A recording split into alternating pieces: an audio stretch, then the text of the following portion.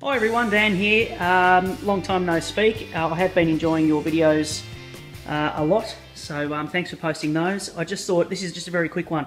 I'm just working on this area here, some trees. I've got the Metcalfe Parish Church here, which is a great little kit, as you all know. I won't touch it now because I've got plaster all over my hands. But I just wanted to show quickly, I've added some realistic water in here, and my little drain runoff lake area sort of thing. So going to wait for that to set. I'm also just working on the rock wall for the rock face wall for my sort of ocean rock scene. So what I'm doing is I've got obviously just the Woodland Scenics rock mould, just the one. I'm making a whole heap of those in full size and smashing them up into bits, chips, and adding them on. I'll show you what it looks like stage by stage. Alright, so first of all I mix up some plaster till it's like a really sort of pasty, wet dough type consistency. Apply it to the cliff face. I want to apply it pretty liberally as well because I want those rocks to actually stick on. And you know, I realise that I'm not coming up with an amazing invention here or anything like that. And this is just how you do it. It's been done millions of times before, but I just thought while I'm doing it, I'll show you how I'm doing it. Okay, so then we get our rock, whichever one it might be, and it's just a matter of trying to place it in the best possible way. That one there, I might get a little bit more on. Sorry about the light. And place that right about there. We'll go over to here. I've got another one here. So you just kind of go, okay, well that curve's going to curve around there. That'll fit there pretty nicely. Coat up the back. Plenty of mud, plenty of plaster. Pop that there. The ones that I actually quite like using are the little chips because they can come in handy for your really tight spots. Now that's got heaps in there already, so I'm just going to pop that deep right in there. Next step, the trusty brush with water, and you don't want it too wet. And what you do is you go along and you brush away the plaster, which as I said, I think I mentioned, is I'm using Cornice cement, just standard home plastering jobs. What I do have as well is a rag, which I will actually bring over here. So it's a lot easier to do when I'm not holding the camera, of course. Paint those. Just make sure that the plaster is basically all smooth. It's such a good product to work with, plaster. Pick it up on your brush, add in bits, just like that. So it's just the brush will find its way in, and you can leave gaps. Like there's a big gap in there, but you can leave that and scenic that later on. But for the most part, try and sort of meet up all of the gaps, sort of like I have along here. And if you've got leftover plaster, well, you can paint that on the rocks. That's fine, because by the time you come to put your colour on, you know, it's all going to go in.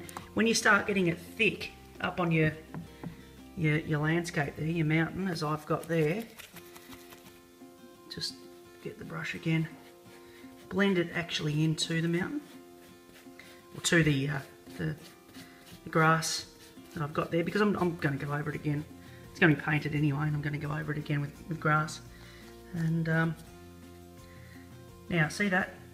I don't know if you can see that, but I've got like a little gap, a ridge on the top of that rock, which won't look realistic. I'm going to pop a bit of that on there, smooth it in, and done. Although, just to make it look a little bit better, I will actually smooth that over.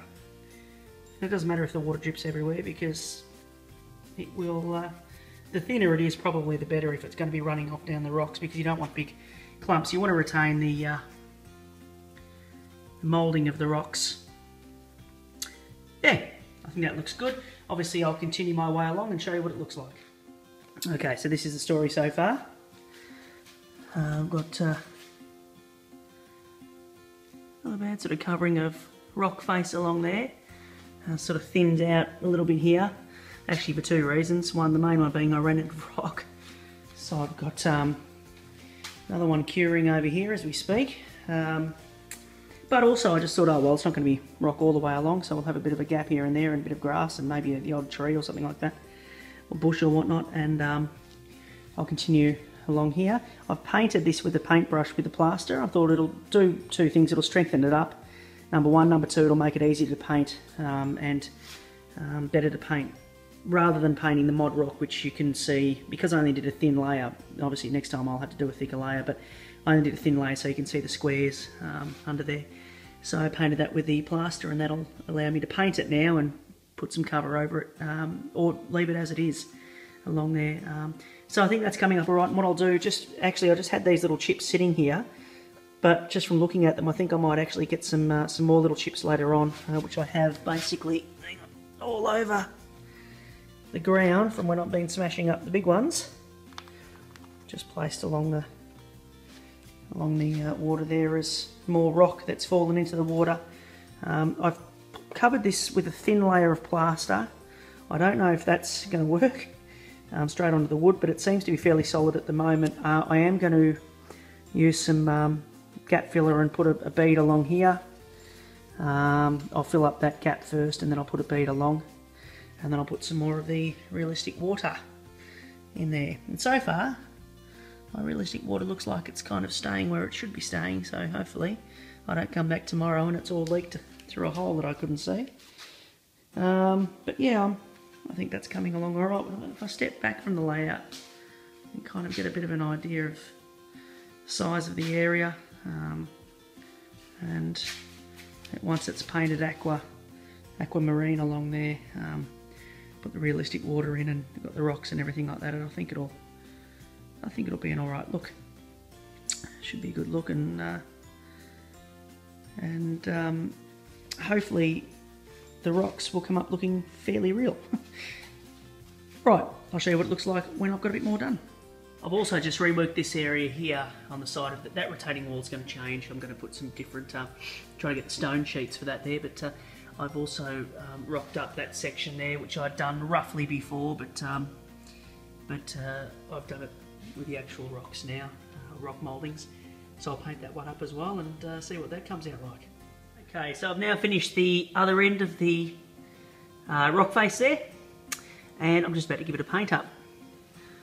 Just about to use the leopard spotting technique that everyone mostly knows about, and see how it comes up once I've done that. So yeah, I'll do that and bring it up very shortly. Alright, first coat of grey in the leopard spots. Just about to do the brown now. Second colour done with the brown, the remainder of the leopard spotting. Just this section down here is sort of messy, but I'm going to paint right over that, so that'll be fine. But yeah, second one done. So covered the other 50% with the brown. Back here, just about to put the black on. Third colour, the black wash. Over. So it's come up pretty alright. It's not finished yet because it's got to dry, so it actually does dry and lighten up quite a bit, and you get the real look of what it's going to look like probably in about 15 or 20 minutes. It doesn't usually take much longer than that. But yeah, I think that's looking pretty alright, pretty effective. Once I've got the water down and everything like that, it'll take on a different look altogether.